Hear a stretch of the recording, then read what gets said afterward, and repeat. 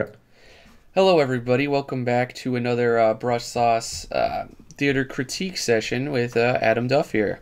Hello, hello, hello. Now, the theme this month was, let me see, I wrote it a while ago, a month ago, on the actual Discord channel. So if anyone's looking, it's under the Brush Sauce Discord, linked below under the challenge. And I believe the next challenge right here: a sprawling Imperial capital city with a high military presence. Right, simple enough. And I just wrote, think of a multi-tiered city with railways, steam buses, age-old buildings, many districts, just for ideas. And it's just all dwarfed by that industrial presence in the city. So the task is basically to design a scene showing the mood or the atmosphere of the city. Whether it's an establishing shot, street scene, etc., etc. And I recommended looking up artists like Hugh Ferris and Anton Faust and stuff. And just to give the viewers a context of that, I thought I had some examples. Apparently I do not. Is this, yeah, Hugh Ferris. This type of stuff. Super cool age Metropolis style architectural renderings here. Megalithic. Yeah. Really low res, I know, guys, bear with me. I know the Google just kind of changed how it works with images. I do not like how it works now at all. Yeah, that might have something to do with it. Yeah. I've been buying a lot more of my reference these days, so I don't even have to deal with Google. Ugh. Okay. So we'll go, top to bottom, left to right, and we'll see if you've captured what I described. So first up would be Sans Rien. Here we go. Hello. Very nice. Film noir dystopia. You get it. You get it. Yeah, look at this. All right. So you got a comp here in purple. Well, that I'm highlighting in purple. And with some warm up. Okay. Okay. Well, right off the gap, I think one of the things that really grabs me, I love, is that the camera angle takes into account the perspective of the viewer. Like the camera is somebody, so you actually have a shot where you're looking. It's almost like the perspective of a young child looking at the tank going by underneath a structure, which really narratively really sets a nice tone. I really like that. And to piggyback off what Adam said, I think you have captured the mood here. You've done that successfully. You've captured the atmosphere, and you have captured. You have chose a good angle, appropriate, I think, for this shot. But for me, what it's lacking is that sense of immediacy and drama. And I think since you have so much real estate here, you have this whole big area that's completely blank. Why not get in there and show the silhouettes, right, of more tanks, either surrounding this building, playing up, all around, show all kinds of different scale happening here. Maybe show some characters over here, in some kind of, like they're surrendering, There's just so much room for storytelling in this piece, and I think it's a bit of a missed opportunity in that regard. Remember, always ask your scene fundamentally, what is this about? Is this about this building? Is this about these tanks coming up? Is it about the skyscraper style buildings? That's something gravely to kind of consider when designing a scene like this. Yeah. Yeah, actually, to piggyback off of what Tyler said, when you have an open area, it's an invitation, right? If I'm sitting here in the middle of my shot like this, you're looking at me. But if I open myself up like this, now I'm inviting you to check out all my brand new gear, right? But the fact that I moved out of the way it's an opening inviting you. So an opening with nothing there is basically an invitation to nothingness. So be aware of that kind of stuff, right? Now, just on a few technical sides, we'll make a few critiques regarding the technical side of things here. This is a shape. It's not to say that it is not entirely working or anything. I have no idea what it is. It's almost like just too abstract and there for the sake of being there. I think you could either put more detail there, do something a little bit more with it, and give it a purpose or a function within the context of your scene, and that'll help it. The second technical thing here that I'm noticing is the building is essentially the focal point, right? We're all looking here. Everything's pointing to it.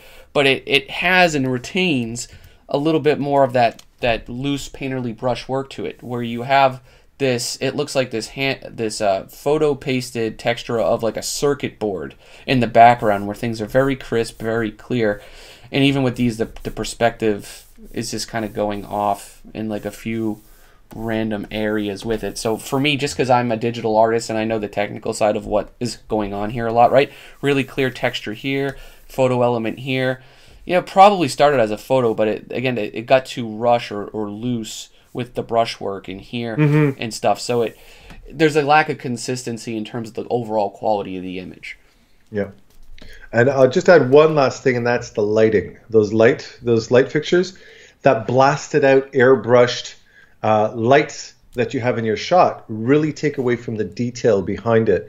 And it overpowers a lot of that scene. It might create a nice backdrop for the silhouette of your tank, but it's so blasted out and so fogged out that it's destroying a lot of the information going on in that shot. So you want to take that down.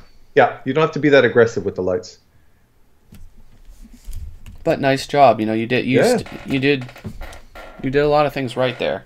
Yeah, a lot. Great effort. Oh, let me. Computer's hiccuping because we have so much going on. We have 18,000 windows open.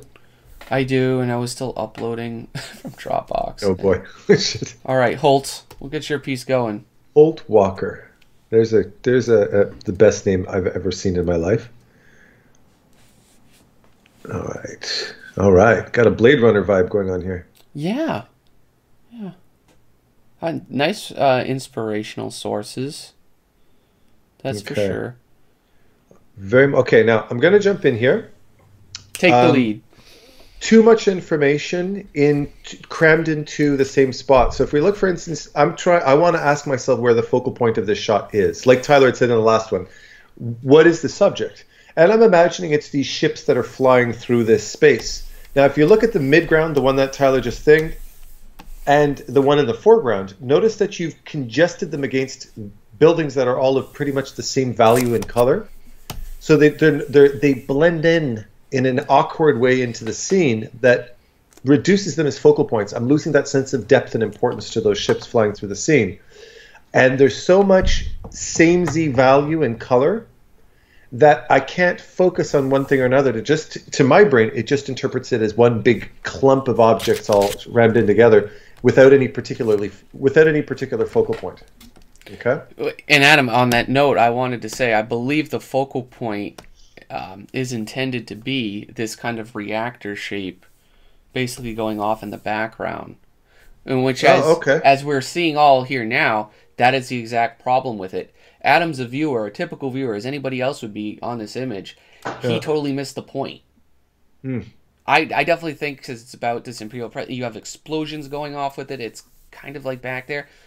That's part of the problem, is that if that's the focal point, the scene is also about all these other things going on. And it's diluting the importance of that, as is the value structure, which, again, this is just an extension of what Adam says. A huge fundamental part of the problem with this image is your value structure. If we look at this and we desaturate it, it's going to again feel rather clumsy and disorganized.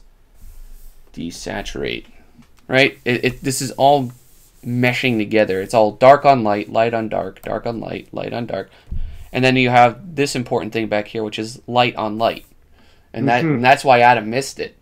I didn't even see it. Yeah.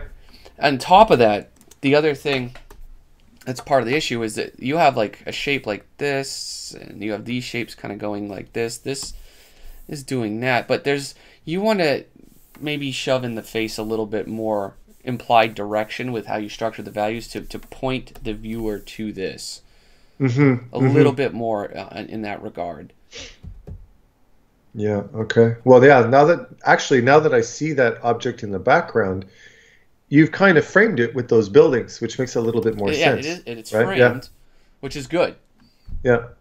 But your values, it was white on white. It's way too overexposed, and we lost that detail. If you're going to point somebody in a direction, you want to make sure that information's clear to the viewer. They know what they're supposed to look at. And a way to look at this and guide yourself is do a draw out, of your scene. Trace the major areas. So if this is the mid-ground horizon shape, and then that's everything behind it, right? This is all going to be background. Your focal point's going to be here. Draw out the shape. just take the shapes on it, and this is the foreground, right? That's foreground, foreground, this is foreground. Take that, like, assign black, white, and like a mid-tone gray or two. 4 values max, and sort that out. And say, this is all going to be dark, this is all going to be light, this is all going to be light, this is all going to be medium. And make a puzzle of it, an abstract puzzle of it. And if you can get it to read that way, that's a good indication. Yeah.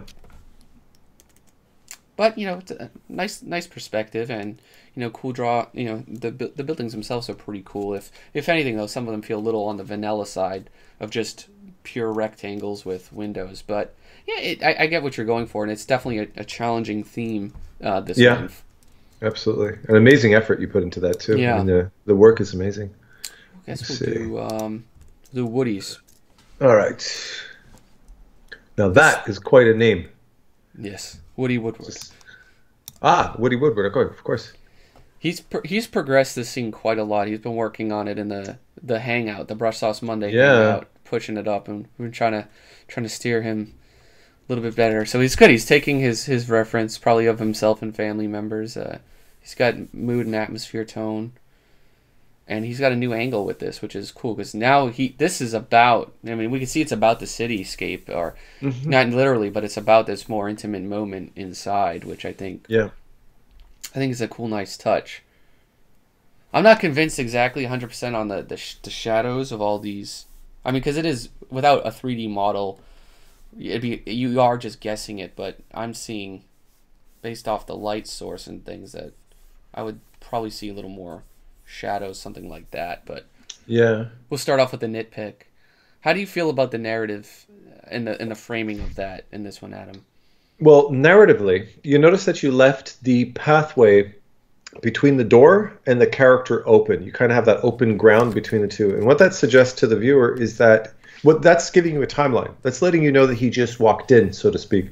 So if you're going to keep that space open to the viewer, what you probably want to do is have that door slightly open to show he just entered into the room and he's presented himself in front of the thing.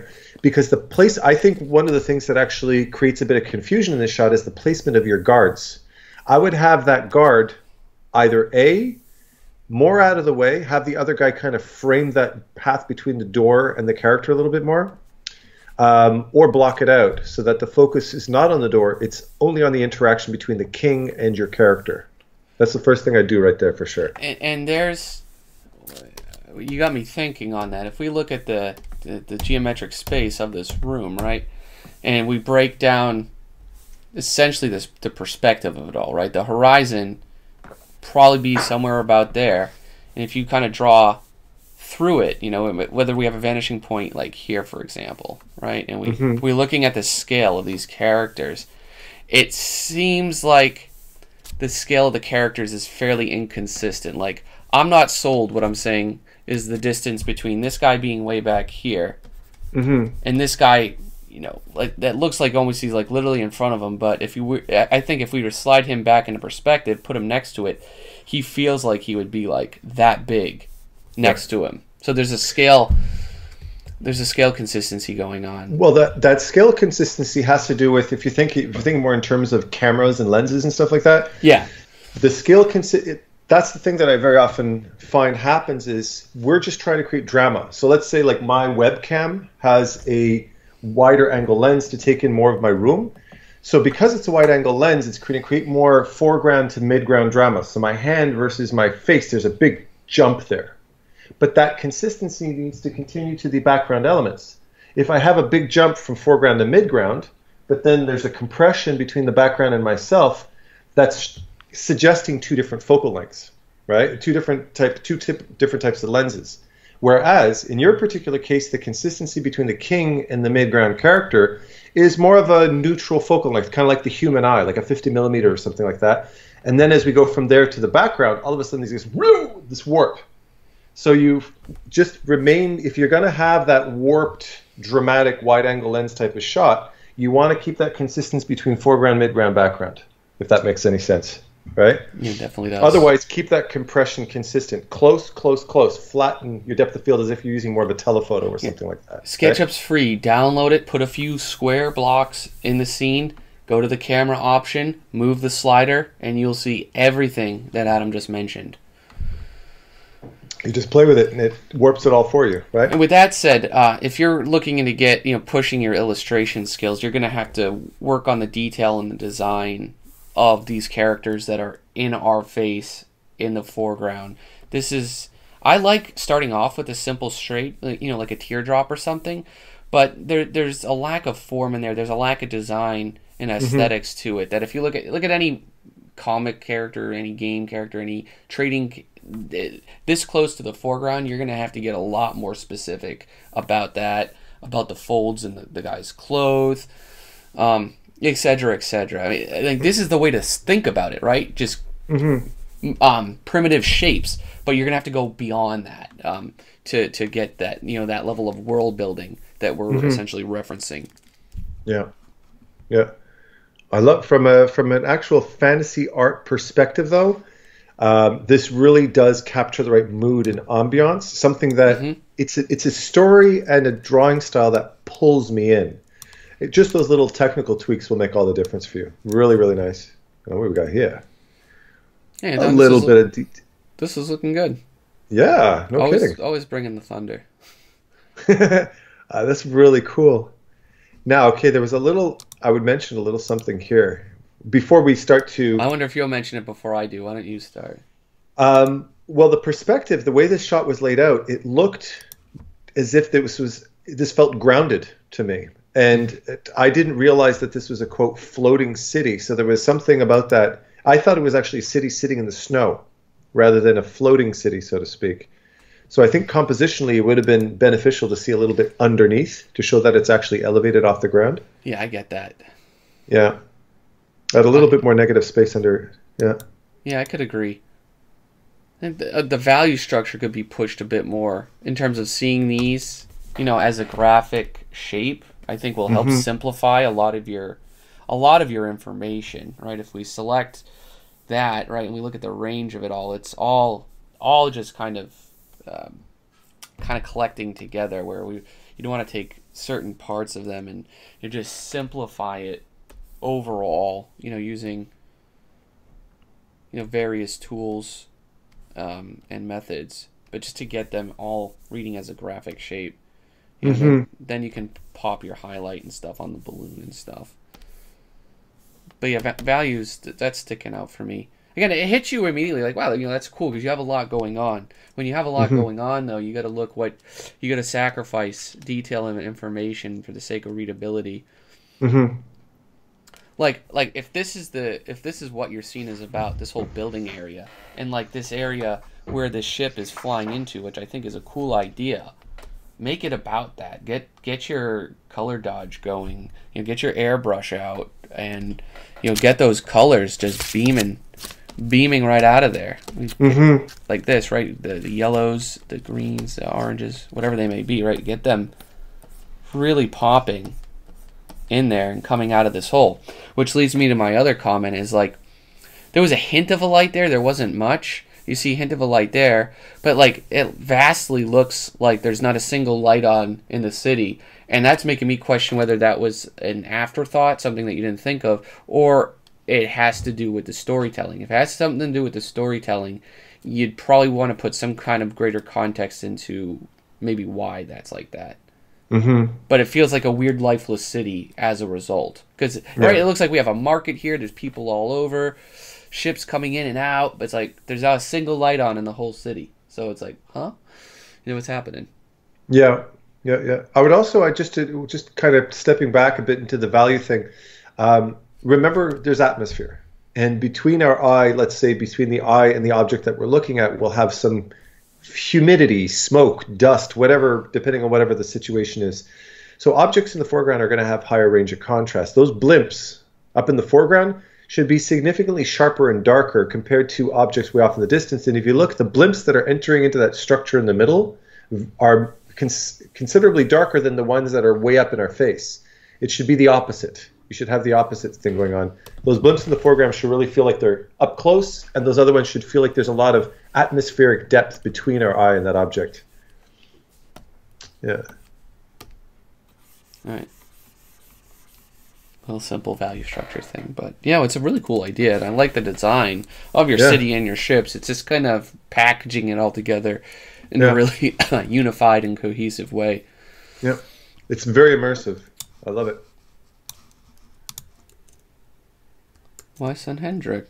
All right, it's a very different take on this, but it's still very much in line with the theme and the idea. Very cool. A completely different mind on the same subject. That's really cool. So what do you think? Got the railways, got the military presence, got the industrial city. Everything we're looking for here. I like these comps though. Something about these comps, like these original set that you did, that like I really like this middle one a lot. Yeah. I think this has something, I'm not even sure what, that was lost when you took the other one to a final. I don't know what it is. Maybe it's that really dramatic low camera angle. I guess, yeah, you went with this one. Maybe if you could, I don't know. I think it's how that contrast is handled with the character here. It looks like a little more, and I like that this background here in the comp is so soft. It feels like the buildings are just dwarfing it, and it's kind of just keep creating this intimate little focus moment on this. There's something about each of these. When in all honesty, like this one's probably my least favorite. There's something about these two that I like, but I love the tank, and I love that it shows a military presence in this. So it's like for me, I would have reverse engineered. When I look at a group of thumbnails that I do, I'm like, what do I like from all of them? What do I not like? I try to combine everything. So I would try to find I'd make this tank like this train. I'd make it an armored train with like some tank cannons on top of it. That way I'm combining the good ideas with some of the good ideas that are working on in here. But that's just me, Adam. How do you feel about things? Well, yeah, the one you looked at, the one with those two, the one with the train on the side, the one that you pointed at, I like it. That little, what seems to be a reflection on the ground, suggesting atmosphere. It's suggesting that it just rained or it is raining, because you can get that reflection of the light in the ground. I love that. That touch really adds a lot. Yeah, and I tend to agree with you. I think that over cluttering and adding a lot of extra space and detail that doesn't necessarily contribute, it's pulling away from a focal point. It's very establishing, right? That we're pulling away and we're losing a little bit of intimacy with the subject itself. So I think simplification and cropping it in a little bit tighter is what's making it work a little bit better. Yeah, see, when I start to strip away the detail, the structure's starting to fall apart. And I think if you can group a lot of these elements in here, like all of this, this could all be a shape, in an area. Yeah. And then you could structure the background however, but it's too much like, this is like light surrounded by complete darkness, and as a result it's drawing a lot of unwanted attention to it, where I think that's some of these elements over here that it doesn't quite have that as strongly as this. Yeah. The other problem is, depending on ultimately what your goals are with your image making, it looks like in an almost too obvious of a way that you did paint it in value and then just quickly overlaid some color, which is always an obvious thing. If you've looked at a few digital paintings, like you can get there's a lot of room for subtlety that you could see. Like look at your very reference photos, your examples here. Look at this. There's so many other subtle colors going on. There's magentas, there's blues, there's greens.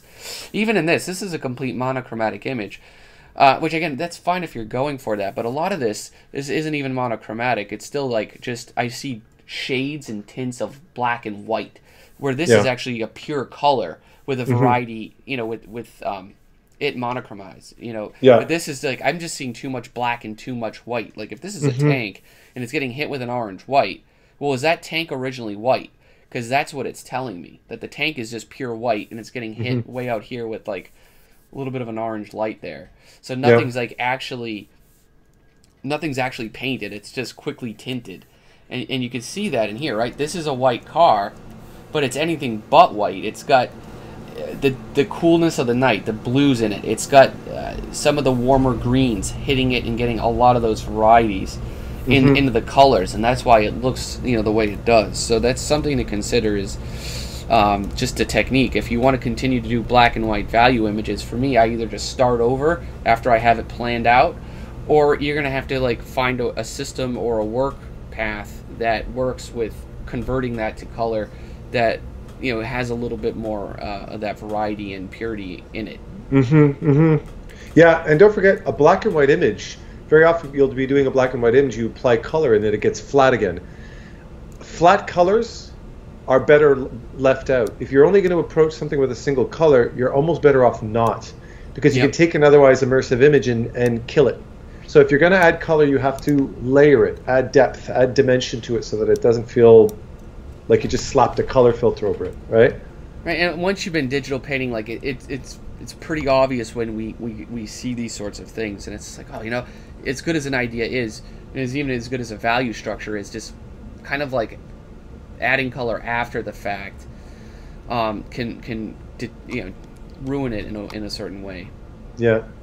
So I'm just gonna stop you for a sec, Tyler, but there's a very loud background noise that's almost cutting in. A little trick is, if you're dealing with that a lot, just using a lav mic. You can get like $100 lav mic and just plug it in, and what that does is it just picks up the sounds around your ear, and it'll cancel out a lot of background issues. Yeah. Well, if you're using a shotgun mic or something, that's what's going to happen, right? It'll pick up all the ambient noise. Working in a basement, we have some slight basement sound, so bear with us. All right, Kai Stevens, cool. I like your drawing. I like your construction drawing. That we can see that you've really wrestled with working through this. Yeah. I think it benefits from that as well. Yeah. Few things about this. I mean, I think drawing-wise, the drawing is good. Yeah. But in terms of like the narrative and that storytelling moment, for me, some things that are just weird, or that just stick out maybe in a way they don't want, is the fact that we have this one flag over here indicating a strong sense of wind, right? It's a gust, but all these other ones are flat down. Yeah, like, sure. And this isn't a shape or anything else like we don't see over here even, right? This pole, we don't see a pole with other flags just blowing that could build this world in this consistency. It's just like a one-off thing, and it's, since it's red, it's stealing the whole show here. Yeah. It's a huge design flaw to an otherwise really good drawing. Yeah, absolutely.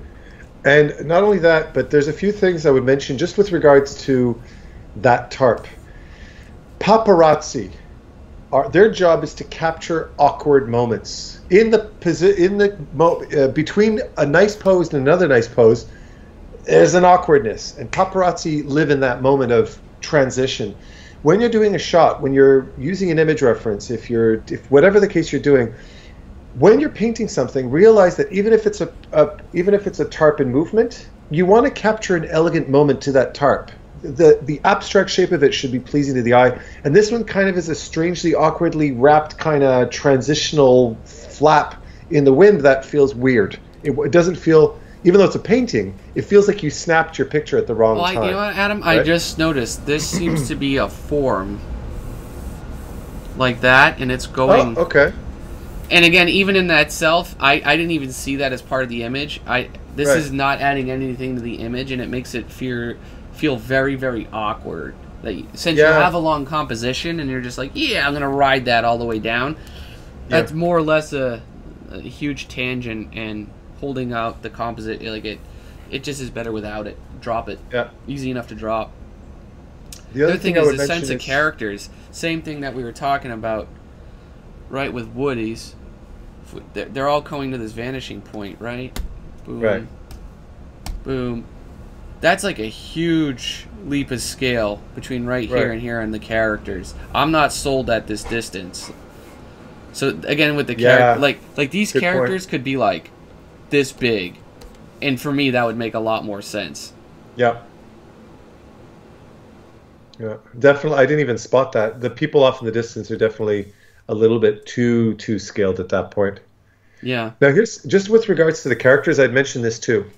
Those vanishing points that Tyler just added to the shot are directional elements. They draw your eye towards this tower, towards this whatever's going on. Going. You know where I'm going. You've taken your characters, you've taken your guards, you've taken your tarp, you've taken all of this information, and you've pushed it off to the side. And what you want to do is you want to bring it back into the middle. And furthermore, if you're going to create a focal point, if you're going to draw everybody's attention to that pathway, reward us with something to look at rather than just space. Because there's no reward to space. We want to be looking towards something. Yeah. And remember something else. This is something I learned in editing and videography and stuff like that. No matter what you have going on in your scene, 99% of the time, if there's a face in your scene, that's where your audience is going to look. Okay? Mm-hmm. So you know, I could have all kinds of hell breaking out loose. You're going to be paying attention to my face the whole time because that's what your brain is designed to look for. So if you have a face, if you only have a couple of faces, don't cram them off into the corner because it's forcing I spent the whole time looking at those guards, right? And they're in a very awkward position. So we don't know what they're guarding, right? Yeah. There's like a lack of a payoff. Like you're cutting us off before we're getting to the money shot. Yep. So again, if you drop the characters, even think of this more of an architectural piece, put something a little bit more interesting back here. Yeah. It will be a lot better of a piece served, in my opinion. Yep. You'd be rewarding us for looking down there, and that's the whole point, right? Like, you could even put some, like, change the scale up entirely. Make this some kind of park or garden area. You know, you have, some trees or some shrubs going on. You know, think of that scale. Maybe make a walkway. So, again, these people could, you could change the scale of the stairs a little bit to fit these guys. But establish that scale in the foreground. Mm-hmm. If you're just going to put some, like, people as ornaments, to flesh out the environment. Right. Exactly. Yeah. But yeah, cool idea. I like your actual. I like how the buildings are arranged and everything. Yes, indeed. I second that.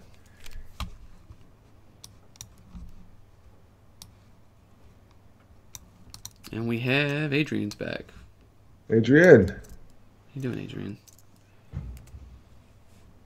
All right, this is much more. We're just look at this in terms of comparison between what we've been looking at. Most of what we've been looking at in this. Notice how now that we've zoomed in closer to the characters, this is immediately more about the characters, right? And we're much more invested in the performance of the characters rather than the scene itself. Although it's got that wonderful Aliens artistic style that I've learned to recognize in Adrian's work. I really love it. He's got a sense of his style. It rings strong. Now you've got a very strong horizon line. Actually, Tyler just silhouetted it. A few really strong elements. Yeah, and every 99% of what's happening is happening below that horizon line. Now that's not necessarily a bad thing, but I want you to be aware of the choice that you just made and the impact that that's having on the shot. What would happen if we brought something above that horizon line? Would that affect the shot somehow? Right? Mm-hmm. It's you uniformly kind of like you have like an organization to this that I don't know if it maybe for you, Adam, it sticks out maybe to me a little more than I want to. Like I look at the guys first and everything, but then I can't escape just looking at this huge horizontal, mm-hmm. And it's like if you're gonna have a horizontal like that play into the scene, like maybe it should be more subtle, or you should break it apart a little bit because it's such a huge design element, and it's a background element, so it kind of makes it very distracting.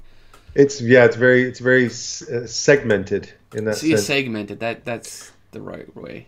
The other thing I would say is, I always like ever since I got into to using cameras and photography and all that kind of stuff, you become more conscious of how you take a shot, right?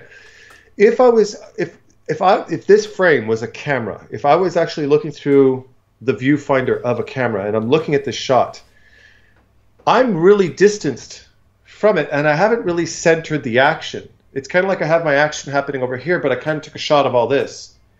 There's a term they use in photography, which is fill the frame with that which you love, right? So if I'm doing a beauty shot of Tyler, I'm not going to have half of a room in the shot. I want to come right up close to Tyler and fill the frame with him. If it's multiple people, if there's an action going on, I fill the frame with that. I don't leave all of that negative space that serves no purpose unless I know in the next shot somebody walks in through the left side of the screen. So you can eliminate all of that and look at how much more rewarding that is. Framing is everything. I recommend for you, Adrian, like, you're really good and you're creative with your world building, but I don't think it would be a disservice for you at all to do a lot of film and movie studies. Break down the compositions and analyze the heck out of them. You always have such specific and vivid storytelling moments in your scenes, but it's like you've jumped to that without really kind of studying cinematography, compositional storytelling. Go back, learn some of those basics, and then when you return to do your thing, it's going to be way better. Oh yeah, immediately, day and night, overnight, you're going to see a transition. And pay attention to how different shots, different compositions, close-up, medium, wide, extreme close-up, etc., how that affects the way you feel about that scene. What's happening in the scene when they make a medium shot? What's happening during that close-up? When do they use establishing shots, and how do you feel looking at an establishing shot when everything's zoomed away, right? Pay attention to how that's affecting you emotionally, and that'll help you make more conscious decisions on how you compose your shot, right? Who do we got here? It's Ravens. Raven? That's no way. That's the actual name? Cut your strings before they tighten around your neck. Ooh. Death to the Lords. Propaganda going on here. Yeah, and you've highlighted it well. And I didn't notice this. Highlights too. I didn't notice this, honestly, until way after, because I was looking at these a bit before we started. I just noticed this. This seems like an important subtext in your scene, and it's shoved to the bottom corner, and it's tiny, and it's too tiny. You've got the contrast right, that it's light on dark, but everything else, the placement, there's nothing else leading to it. The composition's doing all kinds of things, and it's leaving this out to dry, the side, so to speak. So I think for me the biggest problem is the actual drawing and some of that message about this. Like, this is the first thing I looked at, because every line essentially in this image is pointing to it. Yeah. So it begs a question, what is this scene about? Is this about a convoy of missile trucks on a bridge? Or is it about somebody living in this terrible world that can't live with it anymore? Maybe they've been killed or off by something. What is this scene about? I'm getting mixed. And then half your scene, which is framed by everything else, right? The city in the background, is the third thing. So you have three things going on here. And they're fighting for our attention. Some of them are winning, but it's like, you've got to pick a dominant message that you want to give. You're trying to say too much within a single shot, and it's diluting the importance of all these different elements. And if you actually pay attention to what the artist wrote, the narrative really is about the human impact of whatever is happening in this shot, right? To me, what I'm feeling is, when I read these messages, I see the word abuse and death to the lords and all this, and the talking about the noose around the neck type of idea. The narrative is about that little string-sized character at the bottom of the screen. If you think about the scene, how they introduce that exact same narrative in Witcher 3. At the opening of Witcher 3, the cinematic, when Geralt and his partner are riding horses into town, and they see the tree with all the bodies hanging off the tree.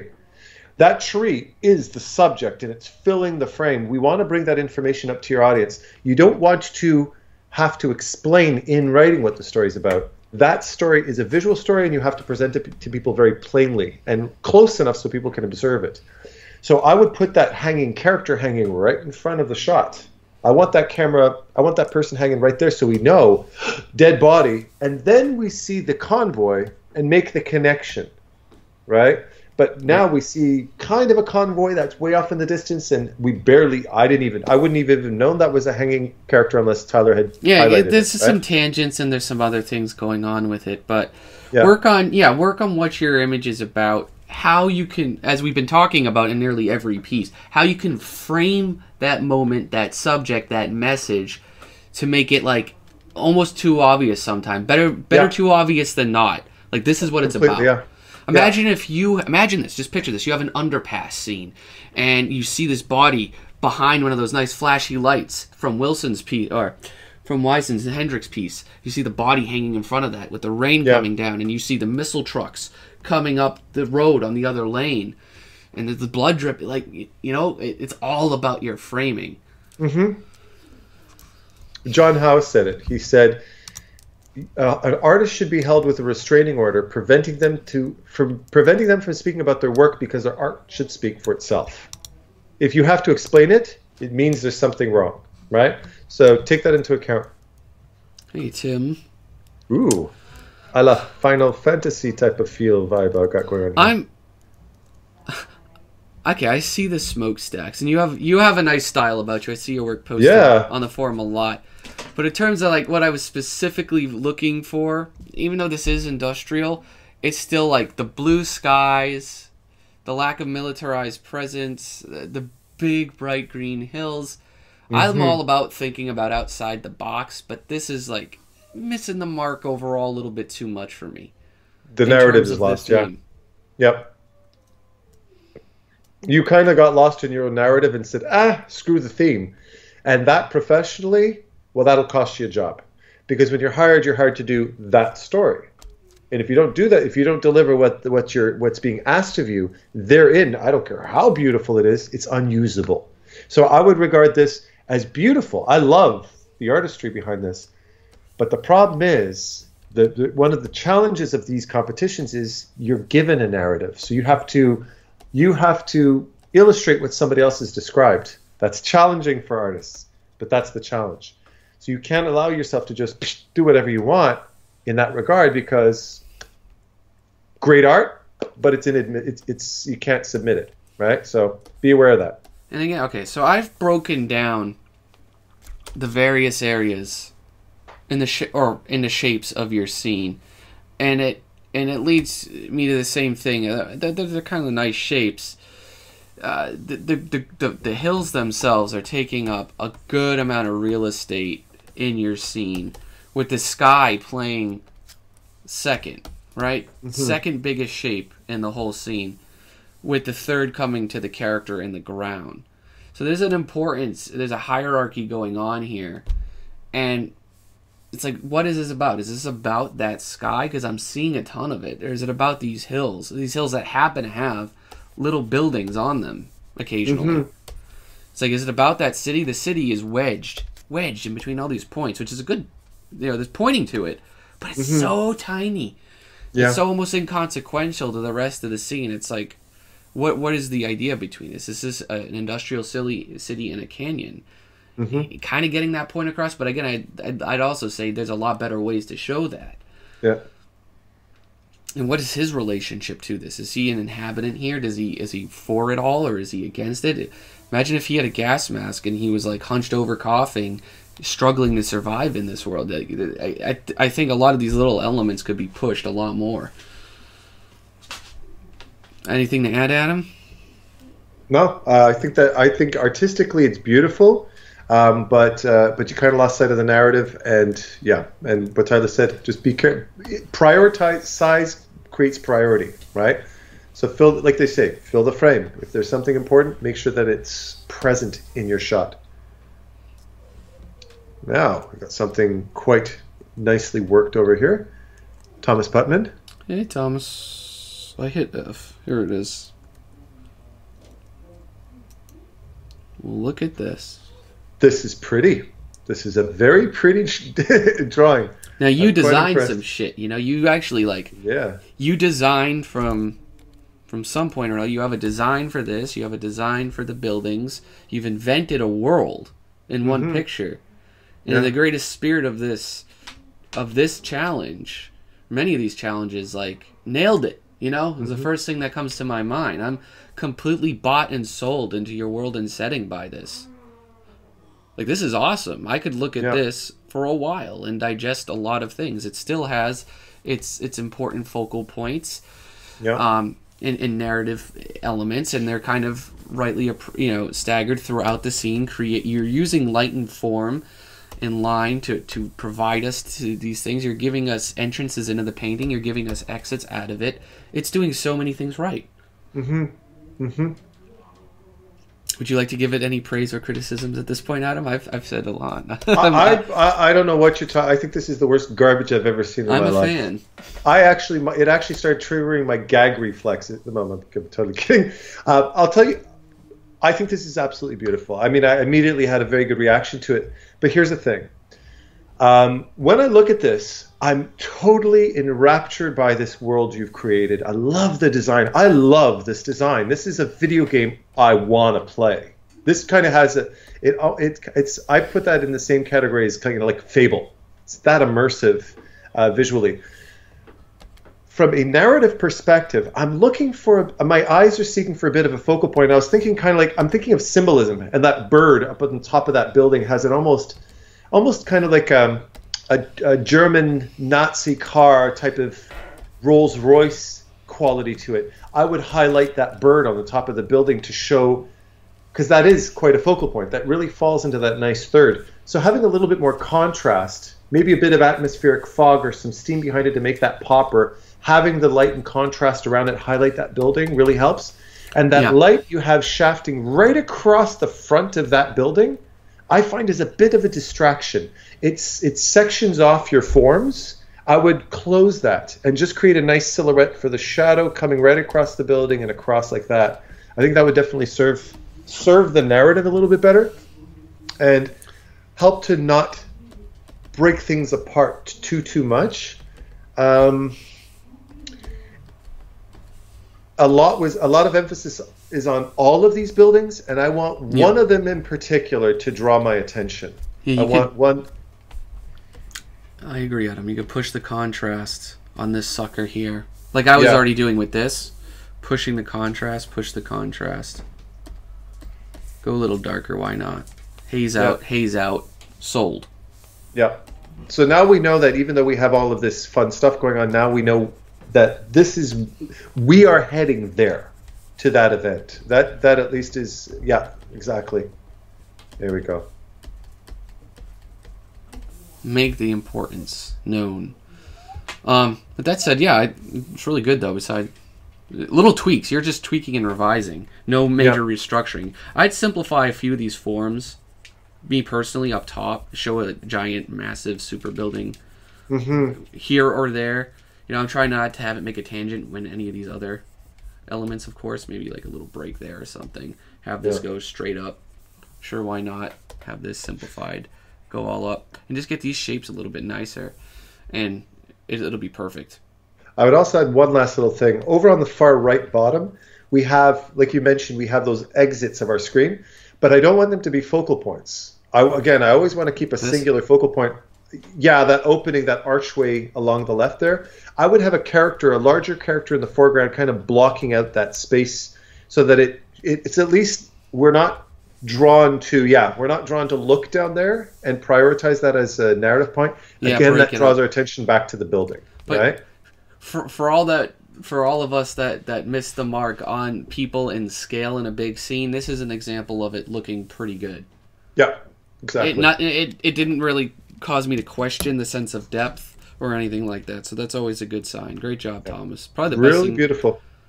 Probably the best thing I've seen you enter in a challenge. That's really good. Yeah, no kidding. Polish it up, make it look fabulous. And see, this is like an example that it is just in tone, like a monochromatic image, and that's fine for what you're going for. It doesn't look like you're trying to pull a black and white piece off as a color one. Like, you know, like when you see like a colorized black and white photo, it's the same thing, the digital. Like, just have your foot in one direction or the other. Yeah. See, this is an example of that. A little bit, a bit more color is brought into care when he colorized his black and white version. That's what you got to head up, Morrison. But we're almost at the end. 2 left. Still 7. This looks great. Yeah. This is a nice one. I like it's got like a boat area. And it's about the city. It's an environment concept piece. I can see you're not going for any kind of narrative and ever. And, if this is your goal, then I think you hit it fine.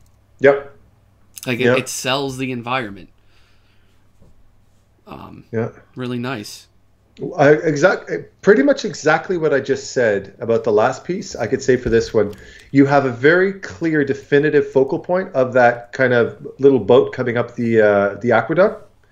And what you've done successfully is that opening above it, where the scaffolding is, you've put a couple of wires. That cancels it out. That brings our eye back to our boat. However, if you look over on the left, you have that other opening in the building, but there's no obstruction visually. And what that does is it kind of creates a secondary focal point. Cancel it. Put something in front, have something block it in the foreground or even in the background, and that again will draw our attention back to the boat. We see it's there, it creates depth, but it's not pulling us into it. It's the canceling it out would definitely just bring our eyes gently back to the composition. Right? The saturation of that orange is pretty strong for the area, and maybe that in itself should be framed a little bit more carefully or brought into focus, because it creates a weird diametric between the elements. But besides that, I mean, I think it's a pretty cool scene. Yeah. Well thought through overall. Yeah. Maybe see a few characters implied somewhere. It feels too barren as a result, especially after looking at Thomas's piece where you could feel the presence. Yeah, I would mention just as a last note here, there's two kind of perspectives to take. There's environment-centric and character-centric. A character-centric piece, we fill the frame with the character. The environment adds context to the character. Contrary-wise, environment-centric, we have an environment. The characters add context to the environment. So without characters, we have no point of scale, right? So you'd probably want to throw that in. Oh, hey, Ahmed Shafak. Okay. This is your first challenge. Welcome to the challenge. I think so, yeah. I don't recognize the name. Start us off, Adam. I gotta take a sip of water. Go for it. All right. I think the first illustration we looked at where our the background was a little too blasted out, a little bit too overexposed. There's so much fog and glare happening in all that background area, it kind of gets completely canceled out as some kind of a haze, right? So you want to make sure that your forms are a little bit more definitive. You went a little bit too crazy with that, and the light that's hitting the trees, all those trees, the one over on the foreground one on the left, because that value and that saturation and that blast is as strong as that background, it merges them and really flattens the image. We lose that sense of form. So as Tyler was showing you was showing in other examples, where he really makes a point of segmenting and grouping foreground, midground, background with some clear definitive values. That would make all the difference in the shot for sure. Yeah, the saturation and the amount of bloom happening with this orange in here, it's like so in your face. It's very powerful, and you want, like, just as a black and white image, the studies were better for it, and I think this in and itself would be better with it, because I would say the colors are off the chains and they're just going wild. So work on balancing that out a little bit. See, it's very, very bright, and again, think of the shapes and the framing of everything in your scene. Now I look at this, I'd say, okay, maybe it's about this character, but there's nothing particularly framing that character. You have lines wisping that way, lines wisping this way, you have lines wisping this way, you have lines wisping this way, you have, this is a big line, this is a line. This is so chaotic, it's lacking a lot of the structure. Watch the last brush sauce video I put out, where it's like drawing simple but bold compositions. This has got your name all over it. Because it's right, look at the shapes of positive, look at the shapes of negative space. This is the center of the comp. It's completely devoid of any kind of info whatsoever. Yeah. So it's like, okay, but a lot of things are also implying that we look somewhere over here. But it's just a point where the tree mixes with the background city. So that design as a composition and whatever message this is about, if it's a park, again, ask yourself, what is this scene about? If it is about a park and about how if it's about the contrast of like these foot soldiers storming kind of through a once nice and peaceful place, make it all about that. We have too much else going on to show that. Imagine having a tree line, but towering skyscrapers polluting the area. These soldiers coming in, ruining, trampling, muddying up this once peaceful, smashed flowers everywhere. Mm-hmm. See, like, you could vividly paint the picture before you even set out to draw it, but because I knew exactly what it was about. Find what that focus is on your scene, and it'll probably be a little better. Now, if it's just an environment shot, again, what is it about in the environment? 50% of it, right? 50% of it is about the park.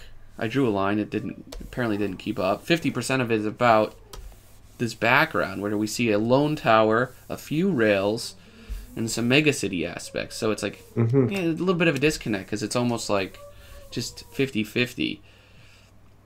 Whereas, like, if it's about the park, maybe you see hints of other parks back there. Maybe it also just goes from a foreground to a background. There's not really much of a midground here. There's not other towers, going back and supporting this, like, so we could see them in diminishing perspective, playing up. There's nothing that really repeats itself. We have a lone tower, we have a park, and we have a megacity. 3, again, separate kind of entities, not really interacting with each other on a level that it would need to. Mm-hmm. And again, this is just a shape with a city dropped into it. Look at my very own desktop background here. This is an example of basically doing that really, really well.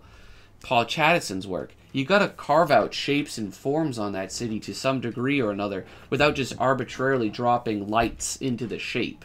Mm-hmm. Right, we could see that this is a triangle. It's a rectangle with a pyramid built onto the sides. And we could see that this is like a gasket. Like, there's forms to be read here, and that's kind of what you would want to show. This is just, it's a shape with lights in it, and it's hard to discern where, okay, does a building start here? Are they overlapping here? Too many questions. You don't want to have any questions left open. Yeah.